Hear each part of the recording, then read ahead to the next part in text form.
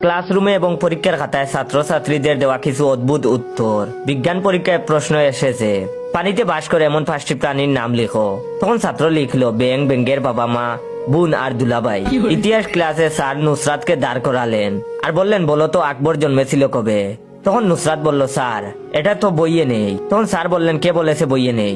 এই যে আকবরের নামের পাশে লেখা আছে 1542 থেকে 1605। তখন নুসরাত বলল, এটা জন্ম মৃত্যুর তারিখ। আমি তো ভেবেছিলাম ওটা আকবরের ফোন নম্বর, তাই তো বলি। এতবার ট্রাই করলাম, রং নম্বর বলে কেন? যুক্তিবিদ্যার ক্লাস চলছে।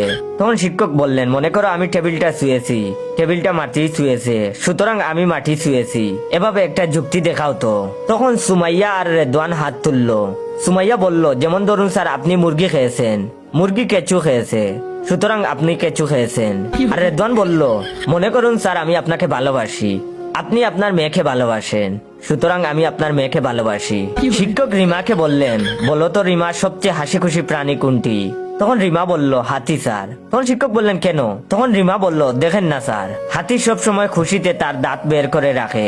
এবার শিক্ষক সালমানকে বললেন, তুই কি বলবে, ডায়লগ নাকি প্যারাগ্রাফ? তখন সালমান বলল, ডায়লগ বলবো স্যার। তখন শিক্ষক বললেন, ঠিক আছে বল।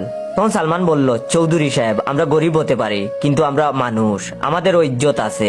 শিক্ষক রেগে গিয়ে খপ করে সালমানের চুলের মুঠি ধরে ফেললেন। তখন সালমান বলল, তোর তো সাহস